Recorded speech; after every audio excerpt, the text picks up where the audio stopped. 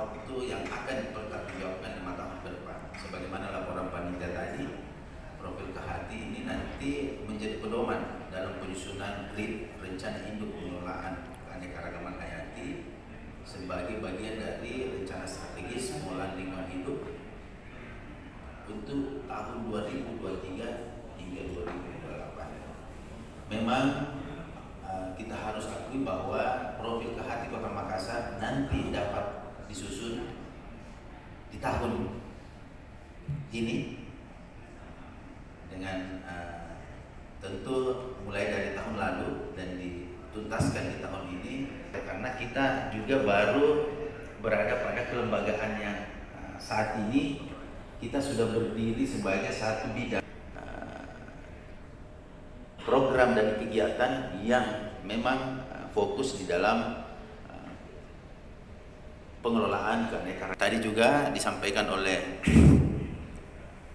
panitia, ketua panitia, bahwasanya ada satu lagi pedoman terakhir, yaitu Perpres nomor 1 tahun 2023. Ini sangat jelas disebutkan bahwa keanekaragaman hayati patut menjadi satu bagian yang harus menjadi perhatian dalam pengelolaan lingkungan hidup yang berkelanjutan. Jadi ekosistem itu bisa terjaga, terpelihara, menjadi bagian dari konservasi yang harus dilindungi sebagai satu siklus yang saling terkait dan tidak bisa terputus.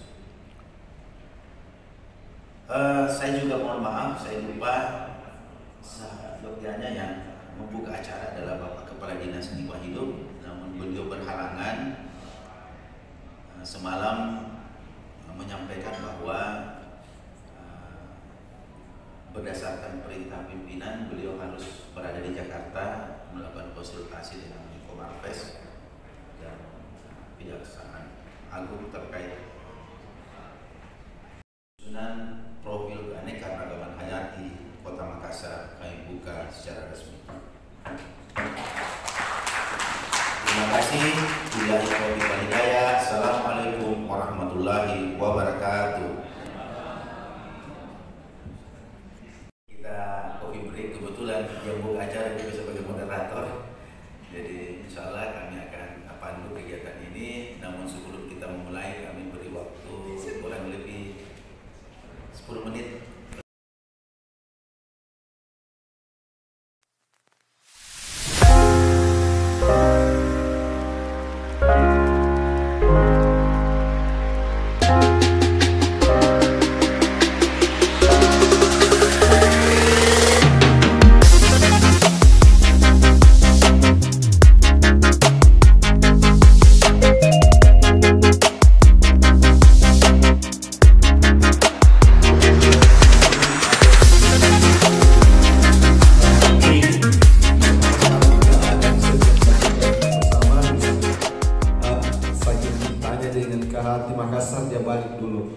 Kemudian ada Insinyur Munajat Esot MSc.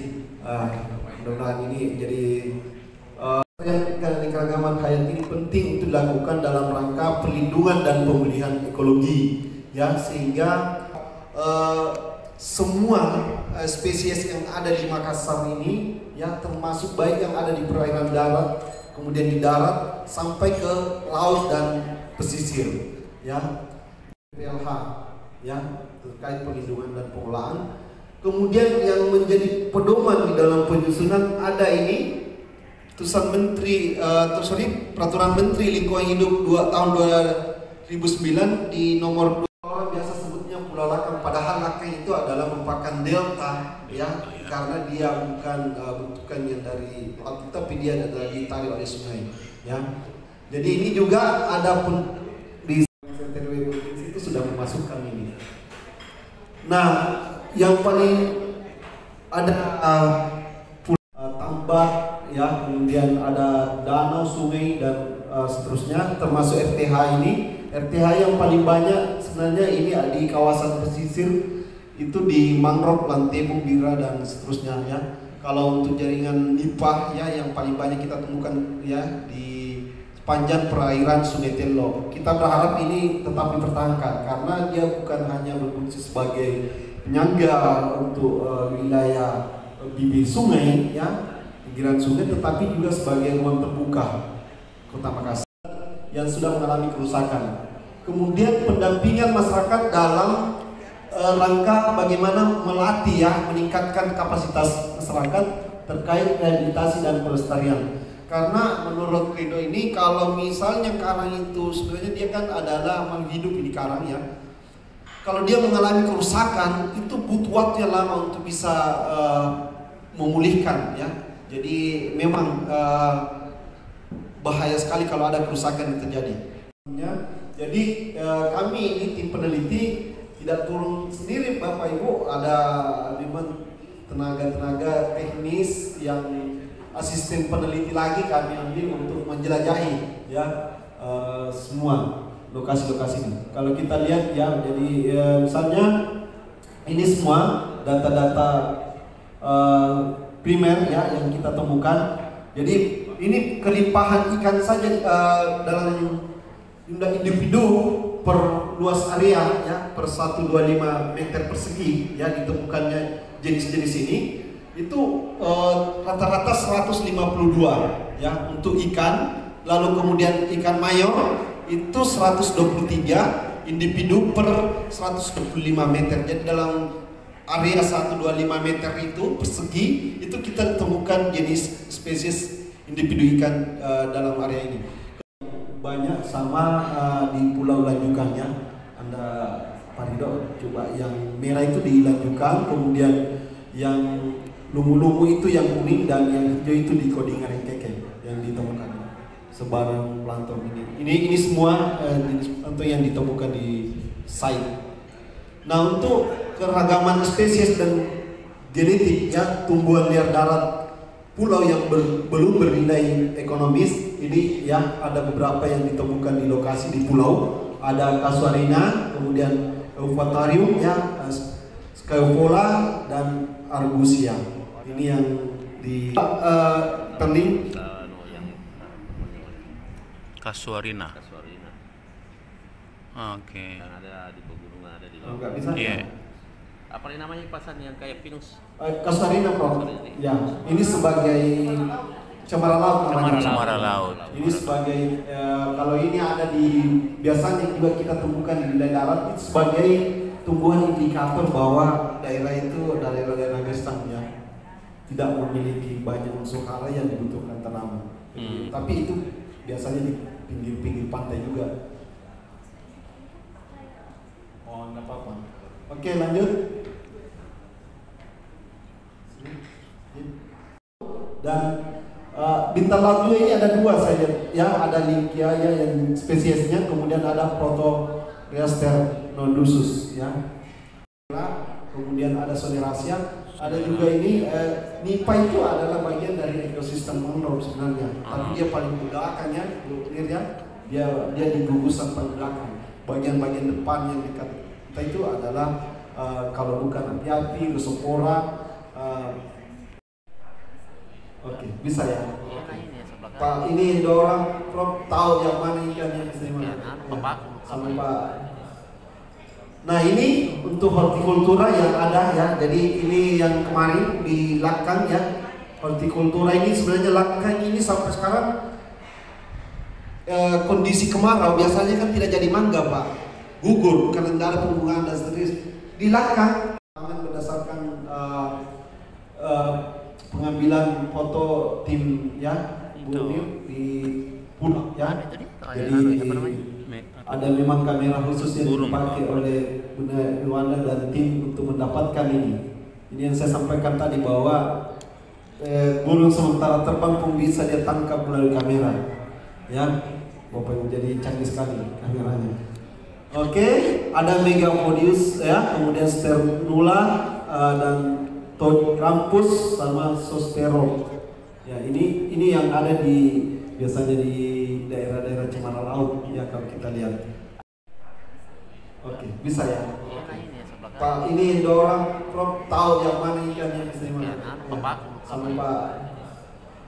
Nah, ini untuk hortikultura yang ada, ya. Jadi ini yang kemarin di Lakang, ya. Hortikultura ini sebenarnya Lakang ini sampai sekarang kondisi kemarau biasanya kan tidak jadi mangga Pak, gugur karena tidak ada pembungaan dan seterusnya. Di Laka yang kita harus lihat keberadaannya dan sebarannya ya.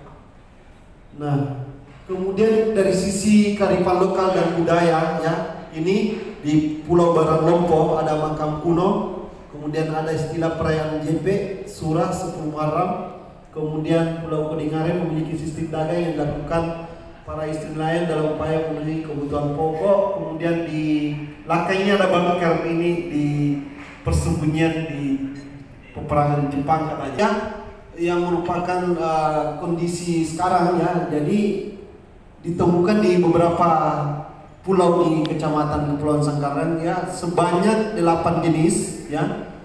Jadi ada 8 jenis yang ditemukan. Nah, potensi dan manfaatnya ya, mengikat sedimen dan menstabilkan substrat dan memperlambat dan mengurangi arus dan gelombang, sebagai tempat berlindung, mencari makan tumbuh besar dan memijak beberapa jenis biota laut. Karang ya, yang ditemukan di Kecamatan Kepulauan Sangkaran dilakukan dengan menggunakan coral finder. Terdapat 12 genera karang yang ditemukan ya di lokasi, yakni ini bagian-bagiannya ada 17 famili dengan 61 spesies ikan juga ada di sana. Kemudian ini ancamannya adalah banyak pariwisata yang tidak yang mungkin ke sana tidak memperhatikan. Kemudian ekosistem mangrove ini juga ya di Kota Makassar, di muara Sungai Tallo dan sisir pantai di Kelurahan Bira. Perlindungan alami dari gelombang angin dan arus serta mencegah abrasi dan intrusi air laut. Mangrove saya lihat ya. Nah, kemudian ekosistem sungai dan riparian ini ya, ini kita tahu bahwa di Tello ya dan beberapa lokasi. Nah, ini kategori-kategori yang banyak digunakan dan dimanfaatkan masyarakat selama ini. Jadi ada yang bernilai ekonomi dan ada juga yang belum bernilai ekonomi. Dan ya, bahwa ancaman kita saat ini ada namanya mikroplastik ya. Ini mikroplastik sudah masuk ke wilayah perairan ya di Kota Makassar. Apa itu? Adalah kalau ini termakan oleh ikan atau biota-biota laut ya perairan, itu lalu kemudian ikan itu kita makan sama dengan kita makan plastik Pak. Jadi bukan hanya daging sapi dari antang yang ada plastik dimakan Pak, ikan juga, dan ini bahaya. Karena udang kalau misalnya ikan yang makan itu mikroplastik, itu dia tidak bisa tumbuh besar. Ikannya tidak besar Pak, dia mengecil terus. Ini yang sekarang lagi intens meneliti bagaimana bahaya mikro di daya perairan dan laut. Oke, Bapak Ibu sekalian, itu mungkin dari saya. Saya sangat berharap ada saran masukan yang diberikan ke kami untuk penyempurnaan dokumen ini. Saya kembalikan Pak Kabid. Terima kasih. Assalamualaikum warahmatullahi wabarakatuh. Merawat dan memelihara, melakukan konservasi atas rusaknya ekosistem yang ada di 5 ekosistem ini. Tentu yang paling menarik adalah bagaimana ekosistem laut salah satunya yang tentu yang sangat dekat dari bibir pantai Kota Makassar, terumbu karang yang ada di sini sangat dikatakan rusak, dan ada satu habitat yang memang sama sekali bisa dikonsumsi tapi dilarang, yaitu apa namanya, lawi-lawi yang ada di sekitarnya tidak bisa dikonsumsi karena sudah tercemar. Tim sudah berhasil menyusut. Ada beberapa hal yang mungkin perlu dijelaskan kepada paham. Tadi dijelaskan bahwa ada 5 ekosistem ya. Kebetulan saya hanya jaya di darat, jadi saya hanya bertanya ekosistem pinggir-pinggir laut saja. Kalau yang di laut itu Pak Denun dia, yang orang kelautan. Ya, yang pertama tadi saya ingin lebih detail sedikit informasi mengenai ekosistem mangrove dan estuaria. Begitu juga ekosistem pantai dan ekosistem sungai dan riparian. Kenapa ini penting sekali? Karena Kota Makassar ini harapan terbesar kita sebenarnya sekarang untuk meningkatkan luasan RTH kita atau memperbaiki lingkungan di Makassar, salah satunya adalah bagaimana kita memperbaiki pesisir pantai, sungai, dan juga kawasan mangrove. Ya, itu poin yang pertama. Oleh karena itu saya melihat sekarang kecenderungan banyak sungai-sungai kecil atau sungai yang akan berujung di sungai besar di Makassar ini tidak terkonservasi dengan baik. Ya, malah cenderung saya lihat lama-lama hilang. Ya, padahal selama ini sungai-sungai kecil itu di samping memiliki peran di dalam sirkulasi atau manajemen air, juga sebenarnya banyak ekosistem endemik atau lokal yang ada di situ. Ya, sehingga kalau bisa teman-teman ini kan saya lihat ada Pak Munanya, dia ahli sensing, ya, ada ahli hewan dan seterusnya, pokoknya lengkap ini ahlinya. Ya, bisa nggak digambarkan? Tapi saya tidak tahu apakah masuk dalam kontraknya ya. Begini, sekarang ini orang cenderung senang kalau ada data itu before dan after. Kalau bisa ditunjukkan sedikit dalam peta kondisi sungai-sungai 5 tahun terakhir dan sekarang, ya, terutama sungai-sungai kecil. Contoh saja saya kasih contoh sungai yang di Dayak, Pasar Dayak. Ya, itu waktu kita masih lewat itu kan luas itu, dari belok lampu merah tembus sampai di tol kan. Nah, itu mulai hilang dan malah sudah tidak ada vegetasi kiri kanannya. Kita masuk lagi di perumahan Talasa City, itu sungai-sungai lokal banyak yang sudah ditipu juga. Padahal itu penting sekali posisinya di dalam mengatur kelestarian ekosistem, terutama ekosistem sungai dan seterusnya. Nah, jadi itu mungkin kalau bisa ada penjelasan sedikit Pasan, bagaimana kondisi vegetasi di sekitar 3 ekosistem tadi. Yang berikut saya ingin tanyakan, apakah di dalam identifikasi profil ini tidak ditemukan flora fauna yang dilindungi ya, yang masuk dalam appendix berapa itu? 1 dan 2. Iya, 1 dan 2. Itu kalau bisa ada penekanan sedikit, ya. Kalau memang tidak ada ya tidak ada masalah, tapi kalau tidak ada tapi ada endemik lokal yang bagus, itu mungkin perlu ada penekanan. Makanya tadi saya bertanya beberapa, ada cemara laut ya. Nah, terus ada binatang yang agak yang sebelah kiri tadi yang saya bilang apa bahasa Makassarnya, bahasa lokalnya. Nah, maksud saya begini, profil KHT ini penting juga ditonjolkan jenis-jenis endemik atau lokal yang spesifik kita di sini, ya, karena itu salah satu keunggulan atau kelebihan kira-kira begitu. Saya kira itu tanggapan secara umum dan mungkin teman-teman peneliti bisa memberikan gambaran sedikit sehingga kita lebih paham bahwa apa yang saya tanyakan mungkin sudah ada di dokumen, tapi di dalam PPT ini tidak tersampaikan dengan lengkap. Ahmad sudah. Saya sambut di pembentukan apa yang selama ini disebut kerang-kerang.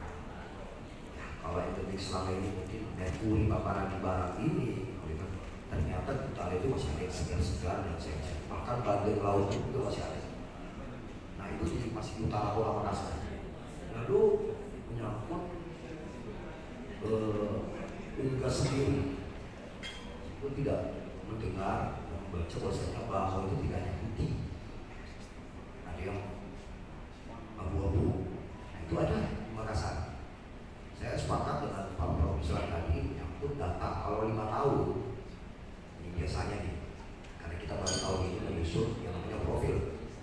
Kita tambah lagi Pak Prof 10 tahun. After before tadi itu laju kendali pemanfaatan ruang yang tidak terkendali. Akhirnya keanekaragaman hayat itu sudah jelas, kita bisa mengkaji, menganalisis yang namanya ancaman dan ancaman. 1, Danau Balong Tojo yang dulu jenis ikan air tawar itu ada saja. Lalu apa sih ikan yang ada di bawah ini? Banyak yang pulang, banyak yang mati oleh tidak. Saya sepakat yang menyangkut ancaman, tolong dihilangkan kata tidak bertanggung jawab.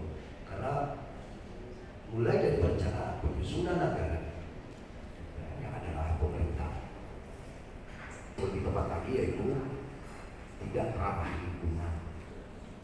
Jadi perjalanan air ini dari air tawar hulu tengah hilir sampai bermuara ke laut ya hidupnya diubah. baik limbah domestik. Makanya realitanya itu tadi, oleh karena memang bukan tidak bertanggung jawab, tapi tidak ramah lingkungan, termasuk di pariwisata. Bisa saja menjadikan ketersinggungan ego sentris tadi.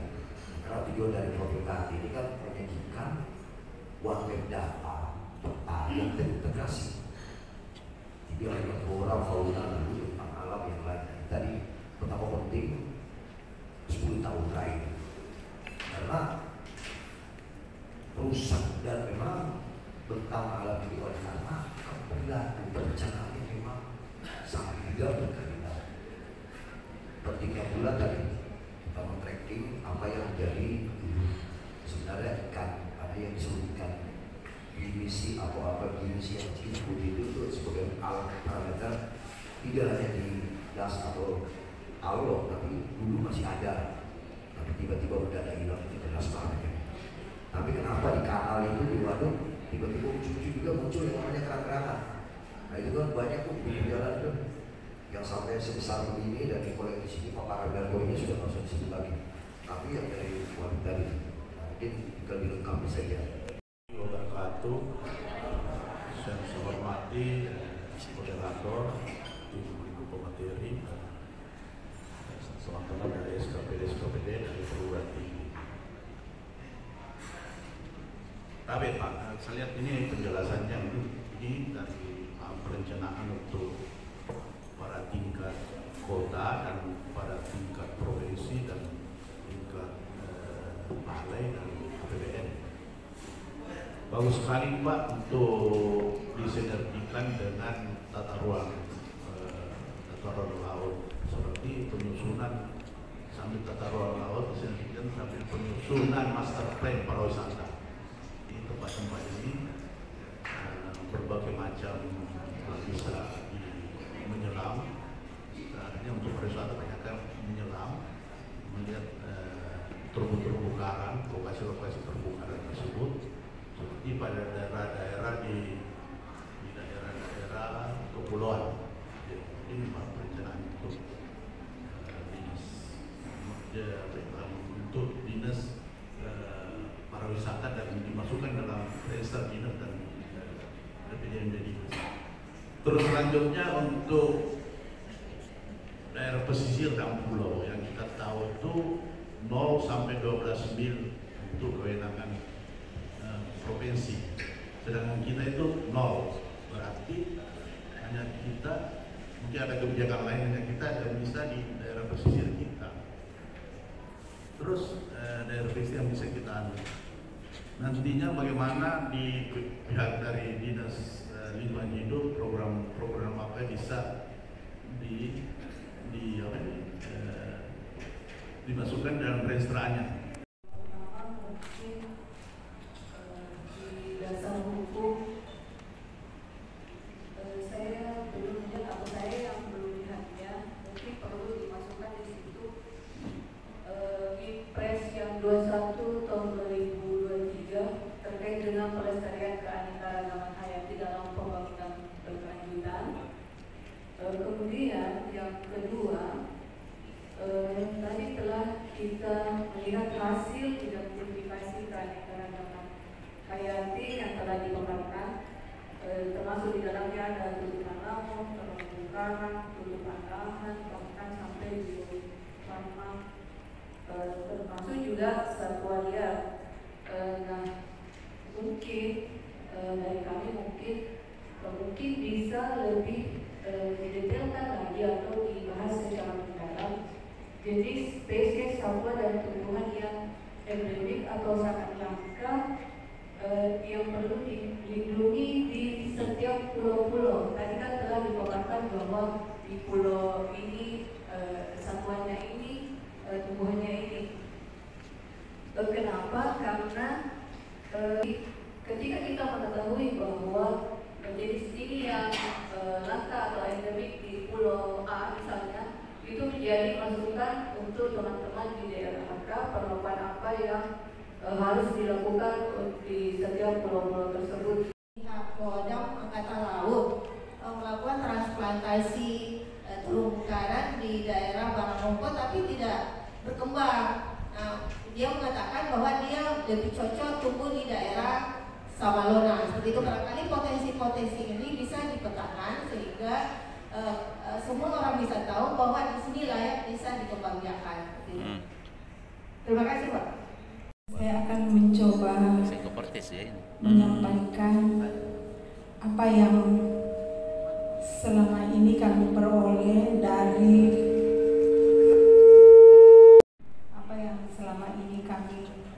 di lapangan selama tugas ini kami terima, dan kami mulai mengumpulkan data, penelitian data, kemudian kami bersama-sama menganalisis sepanjang, karena saya kebetulan terkait flora dan fauna darat, kemudian flora dan fauna kepulauan, pesisir juga, termasuk pesisir juga. Jadi saya bukan yang laut, yang bagian laut itu Hadijah dan Pak Ridho. Prof, seperti ada yang ditanyakan, data yang kami peroleh selama ini dan kami analisis, kami cocokkan di daftar IUCN itu belum ada satwa baik satwa liar, flora, fauna yang endemik Makassar. Itu tidak ada, belum ada yang kami temukan. Ada asli, yang itu biasa indigenous, jadi dia asli tapi bukan endemik. Karena kalau endemik cuma ada di Makassar dan di sebelumnya tidak ditemukan. Seperti tadi yang Prof tanyakan, burung yang paling kiri yang berwarna kuning itu, yang warna kuning yang Prof sebelah kiri. Dan di sini maleo, kayaknya maleo ya sebelah sini. Oh, yang sebelah kiri, oh iya. Ya. Itu Megapodidae, dia satu ordo dengan maleo, ya. Tapi dia burung gosong, dia masuk burung gosong kaki merah. Dia bukan maleo, tapi dia sama ordo Megapodidae. Oke. Ah, itu tadi. Ah, ini sebelah kiri ya. Ya, iya. Sejenis. Satu ordo. Ya, ordo Megapodidae. Dan itu ditemukan di mana? Di pulau mana ini ya? Kayaknya Kapuposang nih, bukan ya? Bukan di Makassar. Bukan di Pulau Lanjukan. Lanjukan. Lanjukan. Ada yang ini termasuk dalam burung yang nesting ground. Jadi dia sarangnya di tanah. Misalnya itu ada di situ Lanjukan nih. Ya, ini kan tidak terbang ini burungnya. Ya.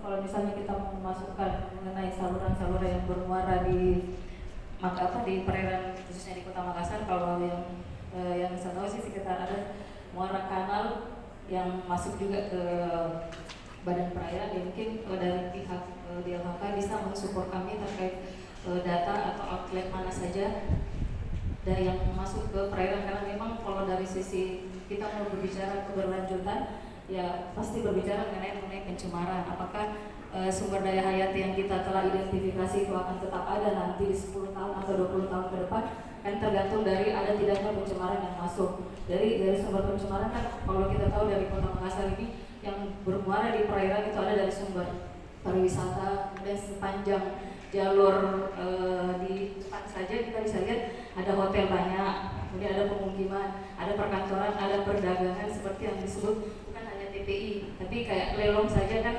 Kalau kita di situ saja ya lumayan kita melihat warna airnya seperti apa. Jadi secara visualisasi mungkin kita sudah bisa lihat bahwa kondisi perairan kita memang sudah tercemar berat.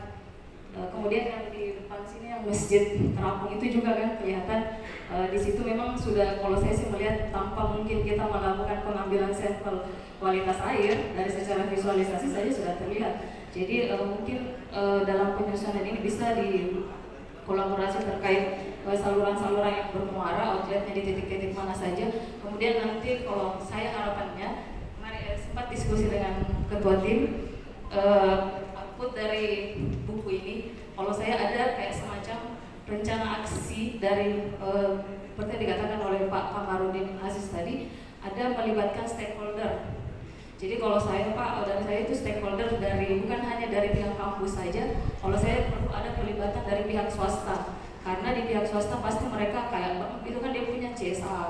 Jadi bagaimana kita melibatkan pihak swasta dalam hal ini dalam program CSR-nya terkait pelestarian keanekaragaman hayati. Bisa jadi kayak semacam kalau saya sih Pak berpikir gini, studi mengenai lingkungan hidup itu memang luas dan butuh biaya yang besar. Karena ngambil sampel air saja kita menganalisis kandungan kimianya, logam beratnya itu ya lumayan Pak, satu titik sampel saja mungkin setara dengan harga nilai mobil atau motor ya Pak. Jadi makanya saya bilang perlu memang perlibatan stakeholder atau kolaborasi untuk menjaga kelestarian keanekaragaman hayati. Jadi mungkin di output dari buku ini bisa melibatkan stakeholder seperti yang tadi dikatakan oleh Pak Kamarudin Aziz dari penyelam kompresor ini. Jadi secara sederhana itu penyelam kompresor ini adalah orang-orang yang melakukan penyelaman dengan menggunakan kompresor angin yang biasa kita lihat di pinggir jalan, Pak. Jadi secara proses penyelaman itu sudah melanggar aturan penyelaman, sudah tidak safety. Jadi kalau kita lihat banyak yang lumpuh itu memang sudah wajar terjadi.